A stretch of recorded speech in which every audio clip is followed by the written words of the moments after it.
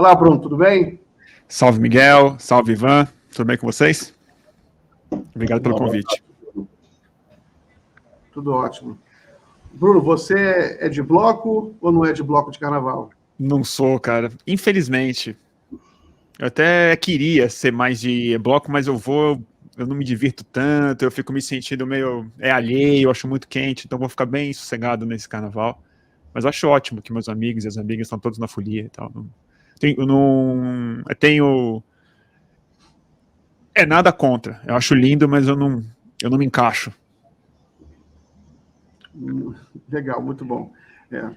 Eu sou aqui do Rio de Janeiro, né? Vivo carnaval há muitos anos, e eu também sei dos problemas, né? Aí eu estou no meio termo. Uso bem moderadamente. Bem moderadamente, porque... Eu tentei isso até, mas para mim também não funcionou. Não quero levantar aqui os problemas do bloco de carnaval, que não é o dia, né? Ivan, tem mais alguma novidade para a gente comentar, para eu pedir um comentário do Bruno? Sim, na verdade não é uma grande novidade, Miguel, mas é uma boa pauta para introduzir o assunto, inclusive da chamada da nossa live, né, que é sobre a queda de braço entre o Lula e o Roberto Campos Neto com a questão da taxa de juros, né?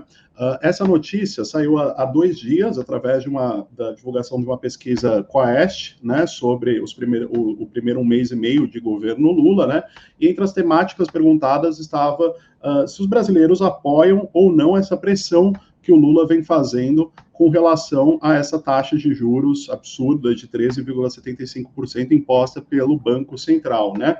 Apesar de toda a campanha da mídia hegemônica, da chamada mídia corporativa, diariamente batendo no Lula por conta dessas declarações críticas à taxa de juros, né? Apesar de tudo isso, uma maioria, eu diria, bem considerável da população brasileira apoia essa pressão que o Lula vem fazendo. Mais especificamente, 76% da população acredita que o Lula está certo em tentar forçar a queda da taxa de juros, né? Então, apesar de toda essa campanha midiática, o presidente ele tem esse respaldo popular, né? E ele não tem arredado o pé. Ontem, em entrevista a Daniela Lima na CNN Brasil, ele voltou a dar alguns recados aí ao Banco Central, ao Campos Neto, inclusive, né?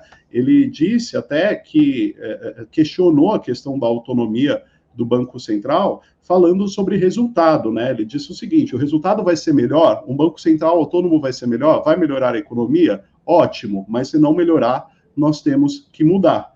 E os resultados que estão sendo entregues, Miguel e Bruno, não são dos melhores, e se depender aí dessa fala do Lula, né, o Roberto Campos Neto não vai ser reconduzido ao cargo ao fim do seu mandato, né? Até porque dados divulgados hoje mostram que o Banco Central registrou um prejuízo de 298,5 bilhões de reais em 2022. Foi a segunda vez que o banco teve prejuízo nessa gestão do Campos Neto, né? E tem até um dispositivo na Constituição aí que prevê, mesmo com a independência do Banco Central, a remoção do presidente da instituição pela questão de competência, né? Se isso for considerado competência, o Lula até teria um arcabouço legal para fazê-lo. Não deve o fazer, mas ao menos vem ganhando na narrativa, né?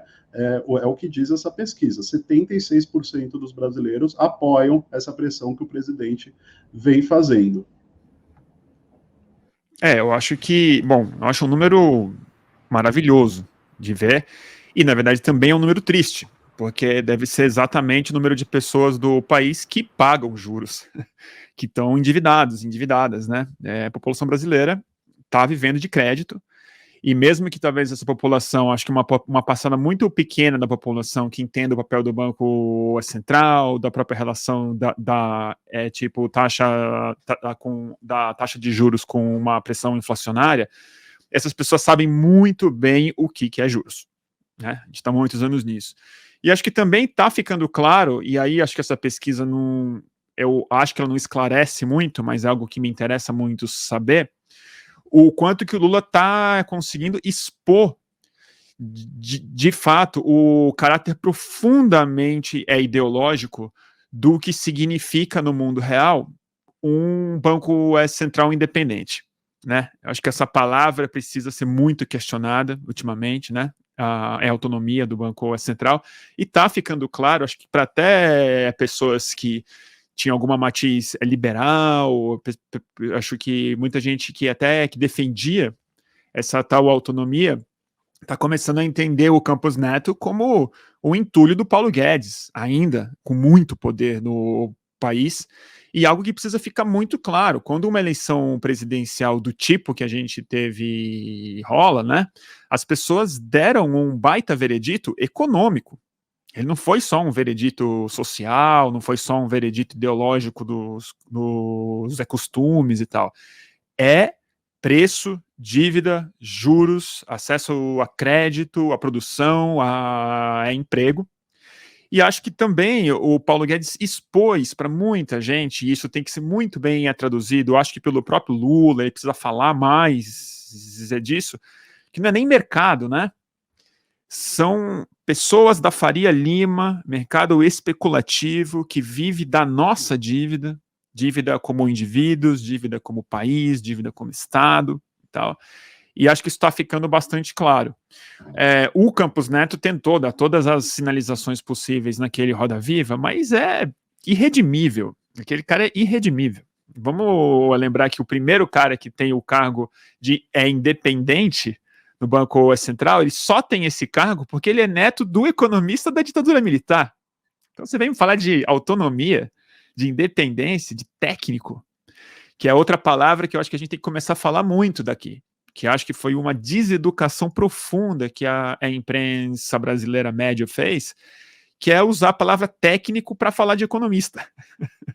Que assim, é uma ciência social, gente. É ciência social. É muito política. É profundamente política. A gente não está falando aqui de aritmética, não está falando de física, não está falando de mecânica, não está falando de engenharia de ponte. Está falando de economia, escolhas humanas, ideologia, de saber para onde esses recursos vão, qual que é a prioridade e tal. Isso é política, é profundamente ideológico. Então, acho que isso tem que ser traduzido, tem que aproveitar isso, acho que é um número triste novamente, porque eu acho que se a gente tivesse uma sociedade que está com as contas em dia, talvez as pessoas não tivessem tão conscientes da tipo importância, e algo que também precisa ir para a boca do próprio Lula com mais clareza, eu acho, que é a maior taxa de juros do mundo. Isso não se justifica. Ninguém consegue convencer um brasileiro de que é preciso ter a maior taxa de juros do mundo. Por quê? Por quê? Né? Porque alguém está ficando muito rico com esses juros. Isso está ficando claro, e acho que o Lula está nessa missão, que acho que vai bem além da política econômica, que é algo que eu fico muito feliz que ele está fazendo sem medo, em um país que passou os últimos anos criminalizando a política. Ele está falando que tudo é político, está fazendo uma defesa política da inocência dele, uma defesa política da taxa de juros, do tipo de acordo que ele tem feito no Congresso Nacional e da visão que ele tem para os próximos anos. Eu vi a entrevista ontem dele com o Daniel Lima, achei ótimo, achei ele super assertivo, não está com meias palavras, está tratando mal o Roberto Campos, do jeito que dá para tratar mal, acho que sem ir para ofensa, né? Mas ele deixa muito claro que não é papel dele falar com o Roberto Campos. Assim, você fala com o Haddad, fala com o Congresso Nacional, o papel de presidente é falar, essa é a minha visão, é isso que eu quero, e é isso que eu vou explicar às pessoas. Eu achei ótimo. Muito bom, Bruno. Eu estava terminando de assistir hoje a entrevista do Roberto Campos Neto por Roda Viva, né? Assisti também a entrevista do André Lara Rezende. Essa foi bem importante. Muito boa, né? Do Canal Livre. O André Lara Rezende é um dos principais pensadores econômicos do Brasil, é mais do que um economista, é um pensador econômico, é uma pessoa que conhece muito da teoria econômica, a história da teoria econômica. Eu estou aprendendo muito com ele, Bruno. Eu estou lendo esse último livro dele, que é Camisa de Força Ideológica, e ele, para mim, é um professor de economia, né? No sentido que ele explica o que é economia, ele explica que os conceitos econômicos não são dogmas, os conceitos estão em discussão até hoje, né? É muito interessante isso, não existe um dogma sobre o juro, próprio dinheiro, tudo isso está sendo discutido, é uma ciência social em construção. Viva, né, vivíssima. Viva, né? Ele fala, tudo está em construção e ele questiona tudo. Ele fala que a ciência econômica verdadeira, ela questiona tudo. Agora, ele é muito assertivo na condenação dos juros altos praticados no Brasil, que ele diz que não são condizentes com a literatura moderna da economia. Né? Ele diz que aquilo está beneficiando os setores brasileiros e aquilo está errado, está equivocado. E o Lula está incorporando tintim por tintim, Bruno. O Lula hoje está com um discurso muito mais afiado, inclusive, do que ele tinha no passado, no primeiro governo dele. Uhum. Ele está na ponta da língua, por exemplo, nessa entrevista que ele deu para a Daniela Lima, ele parece o André Lara Rezende falando. Ele fala, a inflação do Brasil não é de demanda. Exato. Exato. Ele fala, e na entrevista do Roberto Campos Neto, ele só enrola, né? Até aprendi uma coisa, né? Ele é bem carioca, tem um sotaque carioca bem pesado. Não sei se eu tenho esse sotaque tão pesado assim. Ele tem um sotaque bem pesado, e aí só que ele aprendi uma coisa com ele, que é o seguinte: quando você não tiver uma resposta, Bruno, quando você não souber o que se falar, você fala, é um problema estrutural. É um problema estrutural. Quando o repórter começou a apertar ele, diz, por que o juro do Brasil é tão alto? Não, é estrutural. É a mesma coisa que não fala nada, né? Problema imanente na sociedade brasileira, né? O problema spinoziano. Não responde. E eu acho que é isso, assim, ele não é um grande economista do nível que a gente precisa para a macroeconomia. E esse foi o mau passo maior que a gente deu com o Paulo Guedes, quando ele vira esse guru econômico e o grande fiador da própria eleição do Bolsonaro, é a ideia de que operador financeiro entende mais de economia real que os macroeconomistas. Então, são pessoas que se arvoram de serem técnicas, quando, na verdade, eles são gente muito especializada em acumular dinheiro do outro lado do balcão. Eu me lembro de algo que, na minha opinião, tinha que ter dado impeachment, assim, mas que mal foi falado na época, mas no primeiro ano do governo Bolsonaro, o Paulo Guedes me dá uma entrevista do gabinete dele com monitor de operador de bolsa, de valores, com o teclado e com aqueles monitores de corretor, cara. Do gabinete de ministro da economia dele. Você já pensou uma coisa dessa? O ministro da economia tem um monitor dele de corretora na cara dele. Então, assim, isso é o que esses caras se convenceram. Eu não acho que eles são picaretas, assim, farsantes, mas eles acham que o mundo é isso. Eles não acreditam em Estado, e eles acham que a economia é uma tarefa deles, porque eles foram bem-sucedidos em acumular grana. Que no capitalismo é um baita sucesso mesmo, é o que se propôs a fazer. Mas para uma população é um grande fracasso. E acho que o André Lara Rezende, o Lula, e o que o Haddad representa também, e a equipe dele, algo que eu falei até no último jornal, quando você me convidou. Eu fico muito feliz que eles recuperam a tradição filosófica da economia, como uma ciência humana muito complexa, que é uma filosofia aplicada no mundo material. Mas é filosofia. É o que o Adam Smith era, é o que o Karl Marx era, é o que o Graeber era, é o que os grandes economistas, eles começam na filosofia, e não é à toa.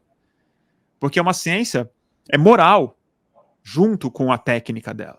Então é uma técnica que tem uma função específica. E outra coisa que para mim prova, assim, eu sei que todo mundo já viu isso, mas eu preciso falar que, assim, o cara fala que o Pix é um programa social, porque a criança pode vender bala na rua usando Pix, e isso comoveu ele. Assim, esse cara não pode ter um cargo público. Uma pessoa que tem essa ideia de política social, que chama isso de política social, evidente que tem uma série de benefícios, e acho que o Pix foi muito benéfico, de fato, para uma população pobre. É ótimo. Eu vejo isso acontecer. Mas olhar de dentro de um carro, provavelmente blindado, um moleque na rua, e falar que isso, ele se sente emocionado de ter permitido isso, assim, é de uma indigência, é moral. que no final das contas precisa ser a base de qualquer economista público. Se você não tem uma moral muito bem calibrada, você não deveria ter espaço em nenhum palácio. E aí é isso, o cara tá com mandato aí. Vai fazer o quê? É um trabalhão. Então eu acho que o Lula tá fazendo uma coisa certa, que é bem interessante, que é pôr uma pressão pública em cima dele. É ele se sentir muito constrangido, é ele ser humilhado em editoriais, é o André Lara ser o cara que começa a falar isso, ele tem que se esconder da opinião pública. E aí vai pressionar ele, de fato, ou a abaixar os juros, ou a renunciar, ou a ter uma vida envergonhada. Né? Mas eu acho isso. Esse cara aí já passou da hora de vazar. Só quero dar o tchau para vocês. Bom carnaval, viu? E tchau, Yara. Até semana que vem. Tchau, tchau. Valeu, Yara. Beijo. Pois é, Bruno, esse episódio aí, agora, ele estava numa entrevista no principal programa, num dos principais programas de jornalismo do país, no Roda Viva, e ele, o que ele acha mais inteligente de falar sobre o papel social do Banco Central é que um garoto de rua vendendo uma bala para ele tinha um Pix, né? É interessante, né? Interessante. É aquela coisa, peixe morre pela boca, né? Porque é interessante.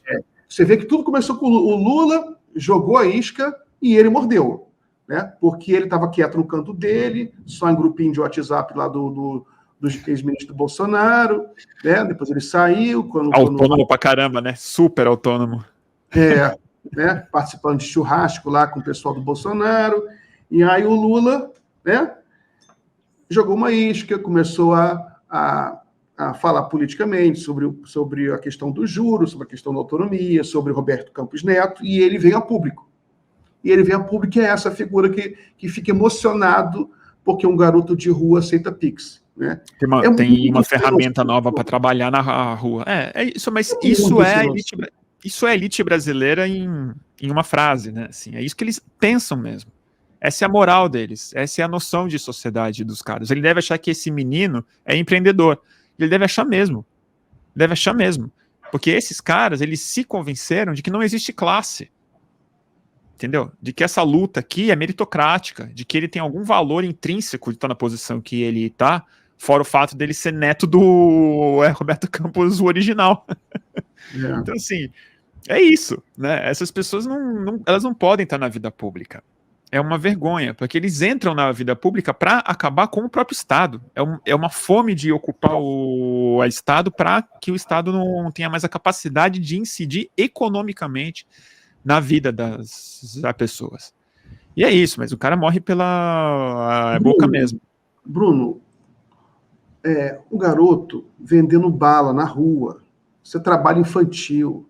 Isso tem que ser combatido duramente pelas autoridades.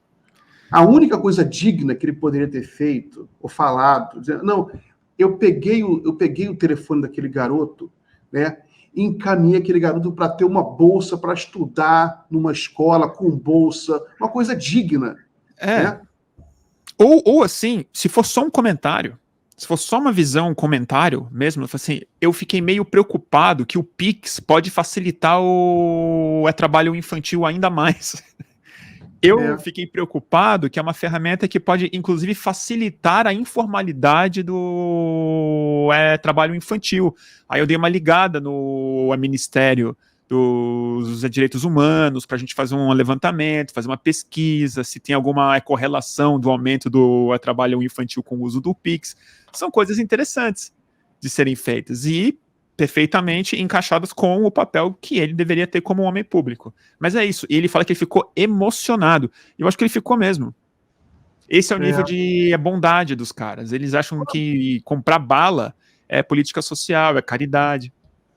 Qual a diferença para um garoto vender bala, receber R$1, receber um Pix de R$1? É muito sem noção, né? Então, beleza, né? Mas essa guerra aí, esse embate entre o Lula e o Roberto Campos Neto, aparentemente o Lula está vencendo essa batalha por várias razões. Né? Teve essa pesquisa com a ESC, que a maioria esmagadora da população apoia o Lula nessa. Hoje teve um almoço, não sei se você leu, hoje teve um almoço do Haddad com o Roberto Campos Neto e a Simone Tebet. Né? Até aqui, o conselho, né? Teve reunião do Conselho Monetário Nacional, onde eles participam, como ministros participam, mas antes da reunião do Conselho, eles almoçaram por 2 horas. Né? Haddad, Tebet e Campos Neto. E aí a notícia é essa: clima de harmonia para o futuro. O que isso quer dizer? Sei lá. Harmonia para o futuro. É nome de programa do Temer, né? Eu espero. A única coisa que todo mundo espera não é harmonia para o futuro, não é que o Roberto Campos Neto fique elogiando o Lula. Ele só quer uma coisa: baixar o juro. Só isso. Ele pode vestir camisa do Brasil para onde quiser, pode participar de grupo, não. Então pode fazer o que ele quiser da vida dele, mas ele tem que baixar os juros. Isso é assim, porque cada 1% do juro da Selic são dezenas e dezenas de bilhões de reais que são empregos, né? dados do cofre público em empregos. Emprego. E a diferença é profunda entre um empresário investir ou não investir, entre uma família fazer uma compra ou não fazer. É muito decisivo. E assim, é muito poder na mão desse cara que supostamente é técnico. E o Congresso Nacional deu essa outorga absurda. Por isso que, assim, tá claro, gente, porque que não existe autonomia do Banco Central. É abdicar da decisão, é política do povo em cima da política monetária, não do presidente. Em cima de um projeto que foi eleito. Em cima da incidência da sociedade em cima do que ela espera de uma economia. Mas é esse dogma que a gente foi massacrado no neoliberalismo, de que a economia é uma equação matemática simples, de que inflação alta, você aumenta os juros, tem um problema estrutural e é isso aí, e você confia na Faria Lima. Porque se eles são tão ricos assim, eles devem entender de a economia. Assim, é muito complicado. Aquele Jorge Lema também, né? Deveria entender entende muito de economia. E entende mesmo, olha o tamanho da fraude que ele conseguiu dar, e não tá nem sendo processado, não tá preso, tá tudo bem com ele. Tá dando calote em shopping center, que eu tava lendo semana passada. As lojas americanas não vão pagar os aluguéis nos shoppings. Tá vendo? Não vão pagar. Moratória, a gente não vai pagar. Pô, por que não assina o cheque? Você não é o homem mais rico do país? Ele e o sócio dele também? Mas é isso, esse é o homem técnico. Esse é o cara que entende de economia do ponto de vista técnico. Que para mim a palavra tem que ser abolida para falar de economia ou em qualquer cargo público. Assim, é evidente que a pessoa tem que ter preparo, conhecimento, experiência, tá livre de muitos dogmas ideológicos. Isso é evidentemente desejável. Mas falar que a vida pública vai estar refém de técnica? Que técnica? A gente está falando da coisa mais complicada do mundo, que é uma gestão de uma sociedade, uma economia complexa, de opiniões, de muito conflito de interesse da vida real. Isso aqui não é uma planilha, isso aqui é um país, né? E as pessoas estão começando a entender isso. Assim, é meio que evidente que 76% do país não está tendo essa conversa do ponto de vista aprofundado. Acho que ninguém sabe muito bem qual a função do Banco Central, e eu mesmo também tenho uma dificuldade gigantesca para entender isso. Mas é isso. Juros é uma das poucas coisas que as pessoas sentem imediatamente na vida delas. E o Brasil, como todo mundo sabe, é um país endividado. E eu acho que junto com essa semana, uma coisa importante de falar, que eu acho que elas têm muito a ver. O Lula está falando de que a taxa de juros está muito alta na mesma semana que ele lança um programa de renegociação de dívidas, o Desenrola, que também eu acho que é uma das coisas principais que precisam ser feitas. Acho que vai dar um efeito imediato na vida de muita gente. Estranhamente, eu não vi isso sendo muito tratado como uma notícia super importante, mas que é especialmente de dívida de pessoas de baixa renda, que estão afogadas em dívidas com juros exorbitantes, e foi na mesma semana em que o Lula começou, entre aspas, essa guerra com o Roberto Campos.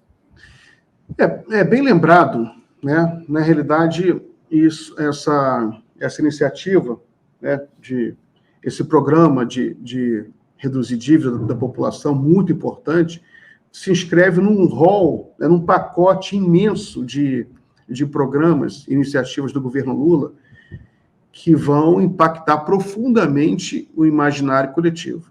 Né?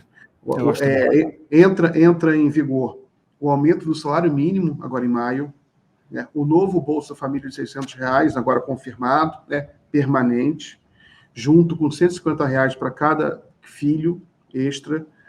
Entra o auxílio gás, Bruno, vai para mais de 6 milhões de pessoas, né? Entra também, tem o Minha Casa Minha Vida, que começa já começou com muita força. E essa questão do juro pega muita classe média, Bruno. Pega. Né? Tanto que, na pesquisa Quest, uma coisa que se nota é que em várias coisas você vê ainda um quadro bem polarizado. Quando você pergunta, você votaria no mesmo candidato? A maioria dos eleitores do Bolsonaro continuaria votando no Bolsonaro. Mas quando você pergunta se concorda com Lula na questão de bater nos juros, a maioria dos eleitores do Bolsonaro, do Lula, 97% concordam. Mas entre os eleitores do Bolsonaro, mais de 60%, quase 70% concordam com Lula. Então, ele entra num eleitorado diferente também de classe média, que a classe média sofre muito com juros, evidentemente. A classe média ela faz financiamento de carro, ela compra muita coisa, compra televisão grandes, né? Compra tudo prestação e sofre muito com juros. Cartão de crédito. Né? Uma pequena empresa que está no sufoco. Então, às vezes, não é nem no consumo da família, é no empreendedor, né? Que é essa cultura do empreendedor, vou lutar por minha conta. Esse cara é o cara que mais paga juros reais, né?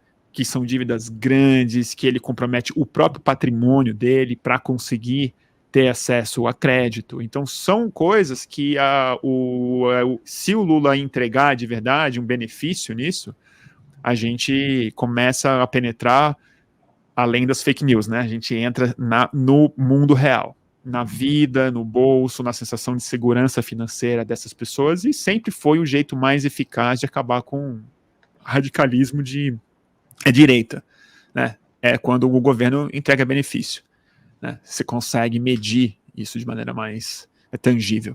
Fica mais complicado de ter uma volta do Bolsonaro ou do bolsonarismo em cargos majoritários. Mas a luta vai ser dura. Aí tem Congresso, tem Senado, né?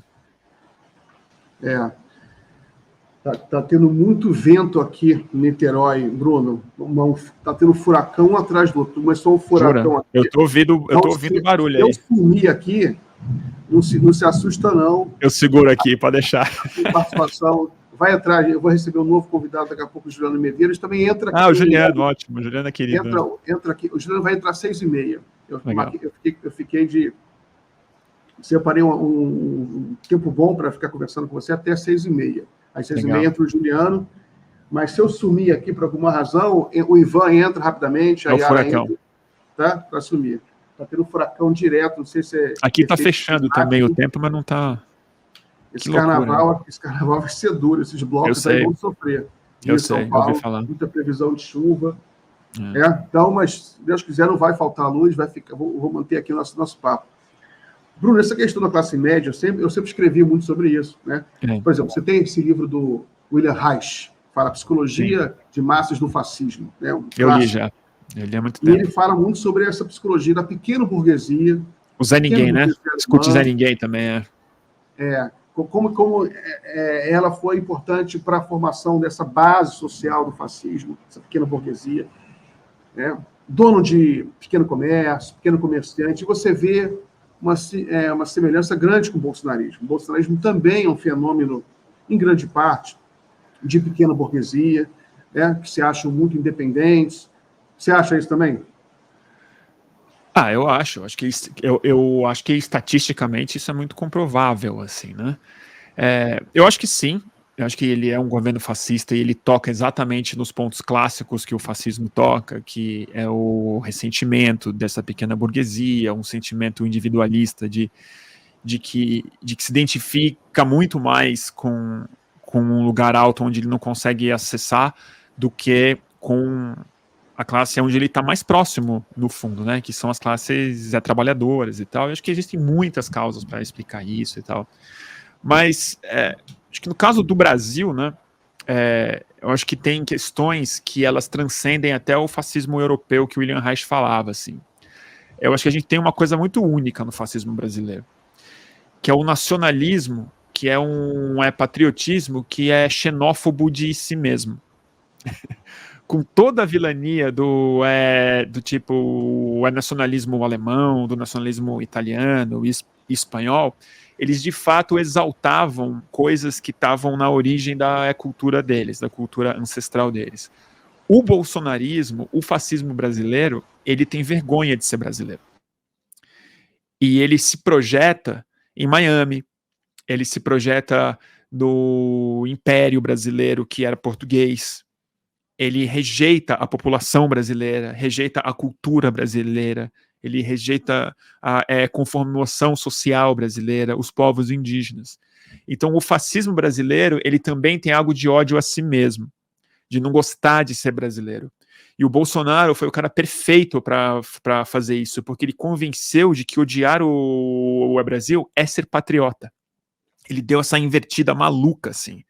Isso é uma coisa que se encaixa muito num tipo de classe média brasileiro, com certeza, que é a classe média que lamenta que nasceu aqui, que se vê como americano, que se vê como italiano, se vê como europeu. Você vê o próprio Bolsonaro. Ele vai para Miami e em Miami ele fala: pela lei, eu sou italiano. Olha que loucura. Muito bom, né? Esse é o nosso... Ele tá lá, né? Ele tá lá. Ficam lá. E a neta dele nasceu lá. A neta. O sonho deles é ficar lá, morar lá em Miami. Já tá lá. Às nossas custas. Então, eu acho que essa classe média brasileira, que também não dá pra, tipo, generalizar, porque eu sou da classe média, vim da classe média, acho que vou morrer na classe média. É e assim, e todos os meus amigos são assim, eu acho ótimo e tal. E ela tá em disputa sempre, e ela é muito diversa sempre. E essa luta para que a gente... assim, e o Lula falou uma coisa ontem também, que eu achei maravilhosa dele falar isso, lá na própria Daniela Lima, que ele falou, uma pessoa que ganha 6 mil reais no Brasil no mês, ela tá entre os 10% mais ricos, cara. Entendeu? Então, como é que eu vou me... Eu me sinto de classe média, por quê? Porque eu pago os juros da minha dívida, eu não tenho casa própria, eu não tenho carro, eu vivo de mês em mês, a minha poupança é muito pequena e tal. Me sinto de classe média, eu tenho um padrão de vida de classe média. Mas eu tô na elite da elite da elite com o meu salário, com a renda que eu tenho, que é cada vez mais insuficiente. O Lula falou isso ontem. Então, o conceito de classe média brasileiro, ele é muito relativo.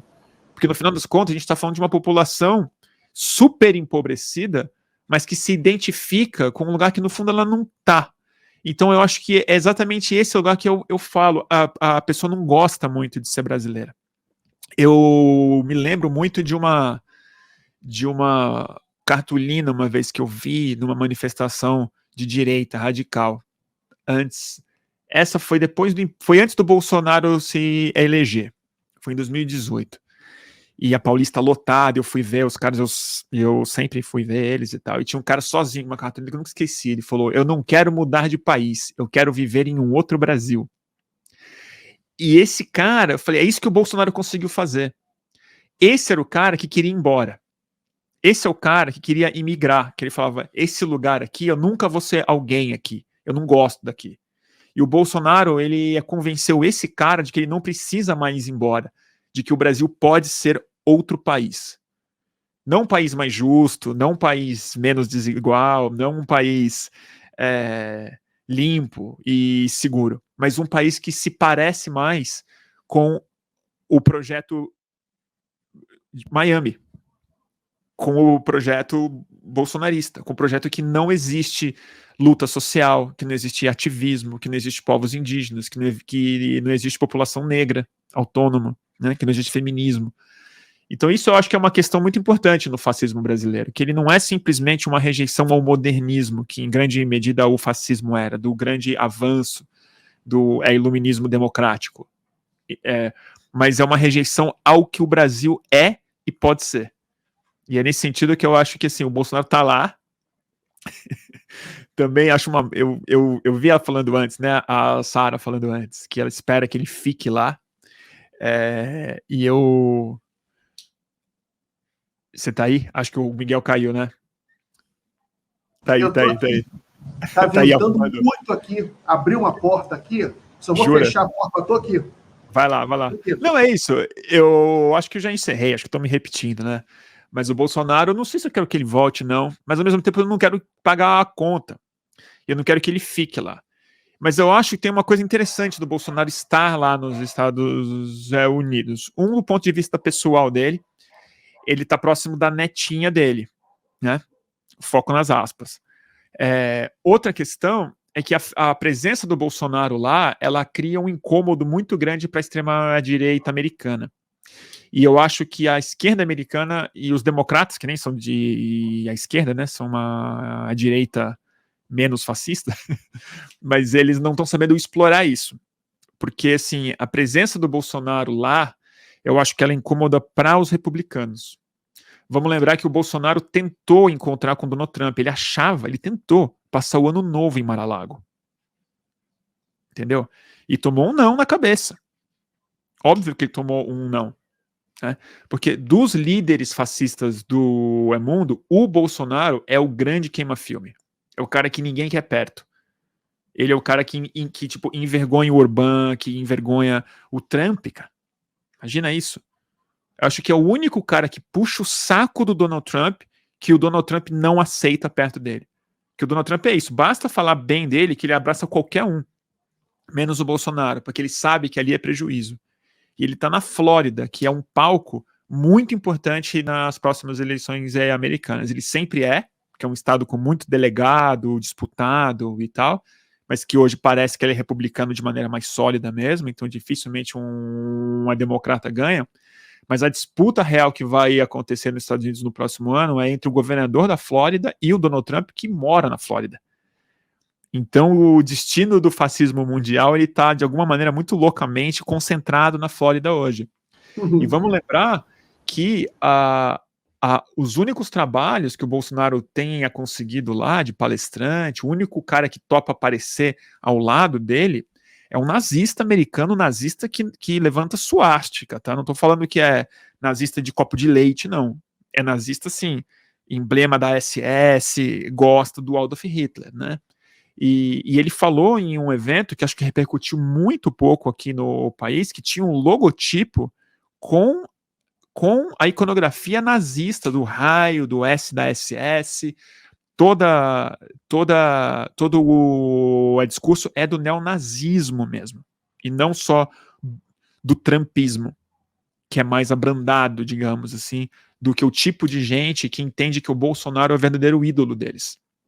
E isso é uma coisa que eu acho que, para gente que a gente que vive essa vida, a gente sabe disso muito bem.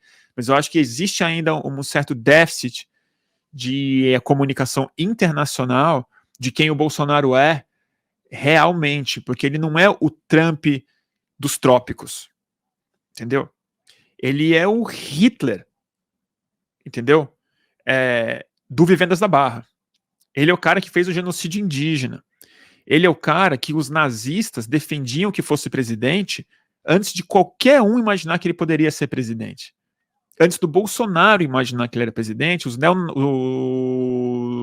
nazistas iam para a rua falar que o Bolsonaro tinha que ser presidente. Eu sei porque eu vi. Então, assim, ele é uma figura que em Miami, lá, eu acho que os americanos ainda não entenderam quem está refugiado lá. Que tipo de gente eles estão permitindo estar lá.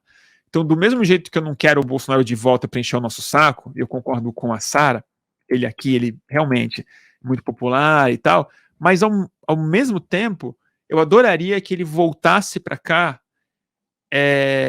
deportado. Que assim, a gente negou o seu visto, cara.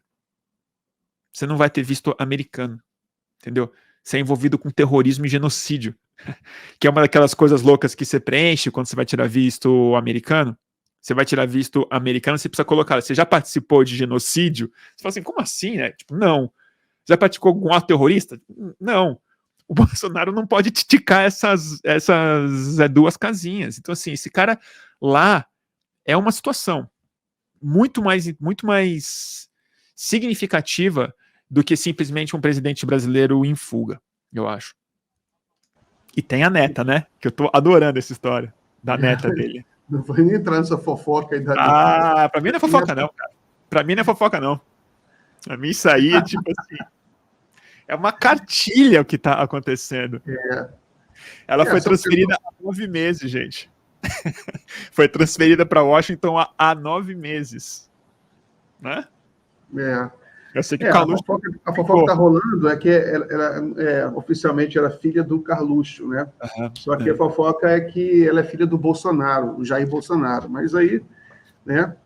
Eu acho que tem um jeito de resolver isso. Fácil. Um teste de DNA no ratinho. Não é perfeito?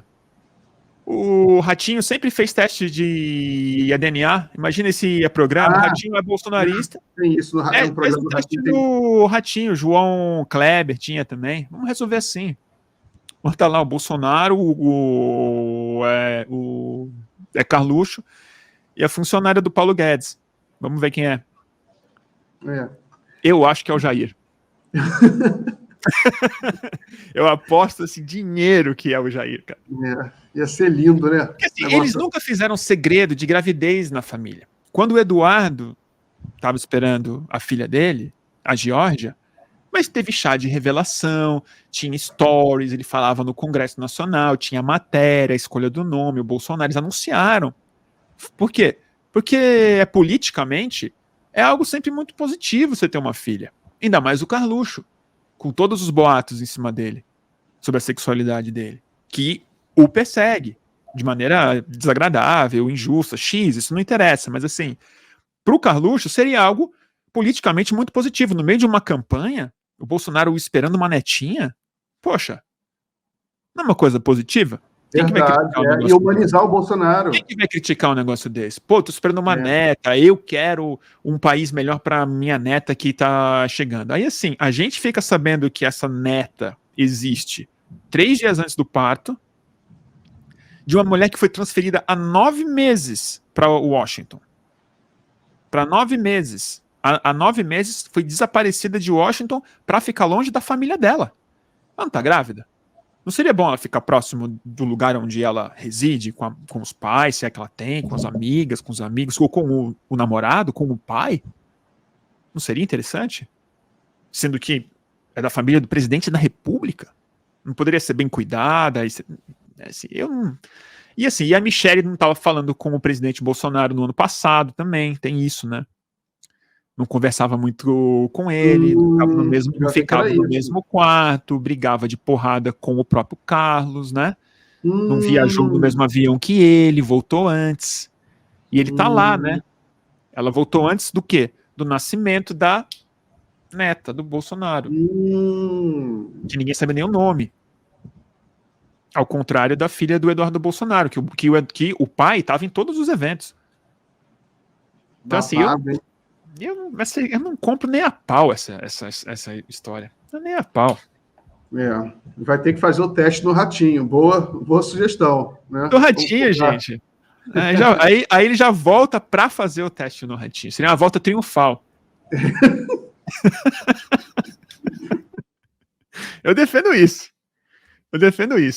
Teste de DNA no Ratinho. João Kleber, põe o Carluxo, bota o Carluxo, o pai, e põe a Michelle para levantar e dar porrada, sabe? Quando chega o resultado e sempre tinha uma porrada no final, a Michelle levanta e vai bater na mulher. Eu acho que seria o jeito correto do Bolsonaro voltar. Ou por fazer uma live também de revelação.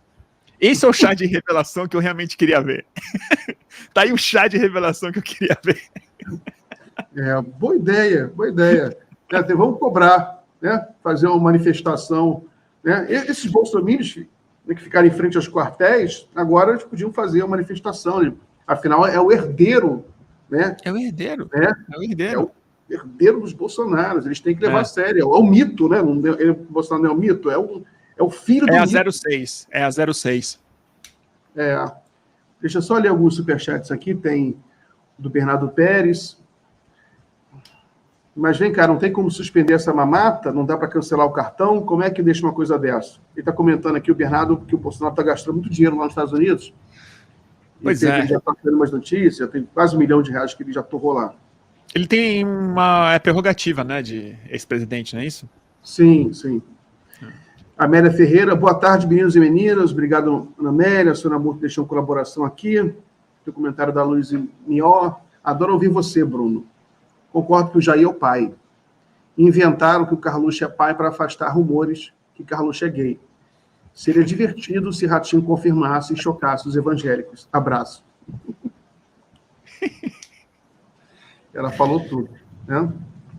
Mas então é isso. Bruno, então vamos passar para outro assunto. Uma coisa que eu queria perguntar a você sobre a comunicação do governo. Você é um comunicador, um jornalista. Como você acha que está a comunicação do governo nesse momento? Você acha que está indo bem? Qual a crítica ou sugestão que você faria ao governo? Ixi, Maria. Pergunta difícil. Acho que tem muitas camadas. Acho que, assim, sem dúvida, a comunicação nesse governo é muito central, né? Eu tenho um pouco de... Eu ainda não sei fazer uma crítica profunda. Eu estou pensando muito sobre isso nos últimos dias. Eu tenho um pouco de incômodo com a intensa produção audiovisual que os políticos hoje estão fazendo por conta própria. Eu acho que tem uma mistura de transparência, que é muito desejável, mas tem uma estética, tem uma coisa de transparência excessiva, de falar como se fosse locutor, de abrir todas as reuniões que estão acontecendo no Ministério, que eu acho que se confunde um pouco com propaganda, com coisas que, como jornalista, eu fico um pouco incomodado, assim. Ao mesmo tempo, me dá muito alívio de perceber que, finalmente, o governo do PT e outros políticos também entenderam que a gente está num ecossistema completamente diferente, que precisa se produzir esse tipo de material e tal. Mas eu ainda estou parado observando, porque eu acho que a comunicação mais importante que o governo precisa fazer, ela tem sido feita de maneira interessante, quer dizer, o Lula ele está muito afiado, está dando boas entrevistas, tem saído declarações muito interessantes e tudo mais. Mas a questão da comunicação que mais me interessa, e acho que ainda a gente não sabe muito o que vem, é o tipo de política de comunicação mesmo. É como que eles vão pensar a nova SECOM como formuladora de política pública, porque eu acho que essa política pública não virá, infelizmente, do ministro das Comunicações, que é um dos piores nomes que o Lula colocou lá, por acerto político, mas é um cara que não é da área, que é muito suspeito, que é da direita brasileira, e ganhou esse baita ministério, que é uma pena. Mas é bom que a SECOM, me parece que tem muito mais elaborador de política pública para o que a gente está falando, que é mais para o nosso métier, que é mídia, jornalismo, comunicação social. Nesse sentido, eu estou parado esperando, e acho que mais do que esperar, eu sinto que precisa haver ainda uma interlocução bem mais próxima e bem mais rica com as pessoas que estão estudando e pensando a respeito disso nos últimos anos. Eu vou te falar, eu vi aquele, por exemplo, eu vou te dar um exemplo, eu vi aquele grande encontro que a Janja promoveu com os influenciadores. Eu confesso que não achei muito legal, assim.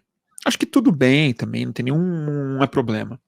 Mas, pelo menos eu não fiquei sabendo de outras reuniões de alto nível, super importantes, que precisam acontecer com as pessoas que realmente entendem de estrutura de comunicação, que entendem internet de maneira diferente, que não é a superfície dos comunicadores, mas é que tipo de política que precisa ser pensada no país, ser falada com a sociedade, para que a gente não fique tão refém dessa lógica de comunicação que faz com que os influenciadores eles sejam só no fundo, uma camada da comunicação.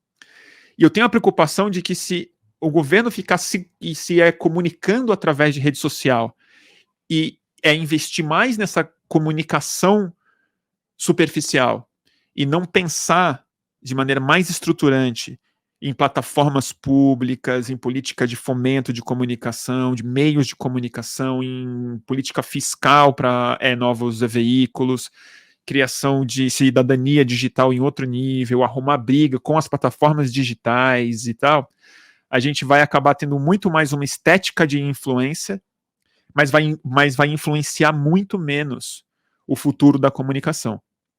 Porque a gente sabe muito bem, você vive esse universo, eu vivo ele também, mas assim, o universo da imprensa brasileira, ele está muito atrofiado. E ele não vai ser resolvido das fórmulas antigas. Não é com anúncio que isso vai ser resolvido, não é com uma concessão de rádio e tal.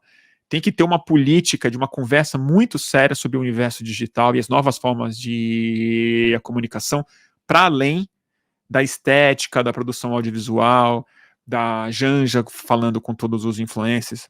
Tudo isso é positivo, tudo isso é legal. A Stuka está fazendo um trabalho maravilhoso de produção iconográfica. O Lula tem sido muito respeitoso e muito aberto com a própria imprensa, o que é o mínimo, mas já é uma mudança maravilhosa. Mas eu ainda não consegui entender do governo qual é a visão que ele tem para uma comunicação social do século XXI e não uma comunicação governamental do século XXI. Assim, de que maneira que um jovem jornalista e um velho jornalista vão conseguir recompor saúde financeira, relevância, impacto público, financiamento e por aí vai. Isso para mim não está claro. Assim, eu ainda não vi um discurso sólido em relação a isso. Também não vi do Paulo Pimenta, do ministro. Eu também estou à espera de um projeto mais consistente. Existe um dilema que já me falaram entre que é um desafio para a EBC, né? É uma questão de filosofia política, se ela vai ser uma agência estatal ou agência pública, né? Ela foi criada para ser uma agência pública, mas muito difícil de se descolar do governo, porque era financiada pelo governo, e durante o governo Bolsonaro, então, se tornou praticamente um canal estatal. Ou um canal estatal de governo. Um canal de propaganda, basicamente. O canal. Eu acho que a EBC ela é super importante. Não tenho a menor dúvida disso. Eu acho que ela merece. Eu acho que está em boas mãos. Estou esperando também. Conheço a Antônia bem. Ela é amiga minha. Acho que fará um bom trabalho na programação. Ela é moderna, é avançada. Ela está muito afim de fazer isso, também é super importante. Mas eu estou falando de uma outra coisa, assim, né? Acho que a EBC tem um potencial gigantesco, até porque ela tem essa prerrogativa mesmo. Mas eu estou falando muito mais de uma política que se avizinhou, assim, que se anunciava maravilhosa no Ministério Gil e Juca, e que foi interrompida no primeiro governo Dilma, acho que por falta de visão política mesmo, com a Ana de Holanda, e nunca se recuperou. E a cultura informacional brasileira hacker, que estava totalmente integrada com os projetos de comunicação naquela época e tudo mais, é exatamente a diferença de um André Lara Rezende para um Roberto Campos Neto. Assim, o que a gente está faltando, eu acho, é uma pessoa menos técnica da comunicação e uma pessoa mais filosófica da comunicação. Pessoas que entendem isso como uma questão estruturante da psicologia, da formação de sujeitos, da identidade nacional e do mercado junto com isso. E eu acho que o Gil e o Juca eram visionários, eram o André Lara Rezende e a Ana de Holanda, depois a própria Marta Suplicy, que foi ministra da Cultura, eram técnicas, eram pessoas que sabiam da área. Eu sei operar peça de teatro, eu sei lançar um edital e tal, mas elas não tinham essa visão da cultura como algo mais amplo. E acho que a comunicação passa por isso hoje. Acho que de cultura nós estamos muito bem com a Margarete. Acho uma ministra... Eu acho que foi um grande acerto. Mas, em termos de comunicação, com essa revolução absurda, impensável que houve de 2010 até hoje, advento não só de rede social, mas do perfil, né, da nossa projeção em rede social como o grande protagonista do debate público, porque quando a gente pensa, né, nós debatemos muito mais através das nossas contas de redes sociais do que na nossa vida real, né? A gente não se encontra, não fala, não delibera, não protesta tanto, mas nossos tweets, nossas nossas arrobas em todas as redes são os nossos protagonistas políticos hoje. A gente não pensa nisso politicamente. A gente entende o Instagram como algo que existe. Aí vai lá e faz uma conta no Instagram, faz o Lula Verso, faz o Stukat, faz a Janja, faz um personagem e tal. Mas a gente não está se questionando das bases disso. E isso eu também acho que o Paulo Pimenta também não é o cara ideal para pensar isso. Eu acho que ele está cercado de pessoas que são muito boas. Por exemplo, tem o João Brandt no governo federal. Eu acho um golaço. Eu acho um nome assim perfeito para estar na SECOM pensando nesse tipo de coisa. Mas o que eu estou sentindo falta é que essa conversa seja mais pública e que recebam, não precisa fazer uma grande reunião com o Lula, com a Janja lá naquela sala, mas que esses acadêmicos, essas pessoas que pensam isso, essas mulheres que estão fazendo pesquisas maravilhosas em redes sociais, que pensam sobre isso há muitos anos, que sejam convidados, sejam convidadas, que ajudem a elaboração de política pública. Porque eu tenho certeza que o Paulo é muito bem intencionado e é um cara que tem a visão e tem a visão e o coração no lugar certo. Mas eu não acho que esse é o métier dele. Eu acho que é uma conversa bem mais difícil de se ter. E nosso ofício, meu, seu e de muita gente que está aqui, ele vai depender disso pro futuro. E que tipo de papel o Estado pode ter em relação a isso. Eu vou te dar um exemplo de conversas que eu participei lá atrás, quando a gente começou a fazer streaming em 2011. Pós-TV, com o Capilé, com Fora do Eixo, aquelas transmissões que a gente fazia bem antes da própria mídia Ninja. O YouTube ainda não fazia live. Tinham pouquíssimas plataformas de live.